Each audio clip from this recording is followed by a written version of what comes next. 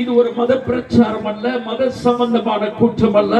இயேசு யாரையும் மதம் மாற்றுகிறவர் அல்ல, இயேசு மனிதனே மாற்றுகிறவர்.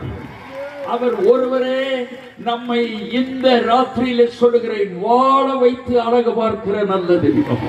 இந்த உலகத்திலே மனிதனாய் பிறந்த எல்லாருக்குடைய இருதயத்திலும் ஒரு தேடுதல் நிச்சயமாகவே உண்டு.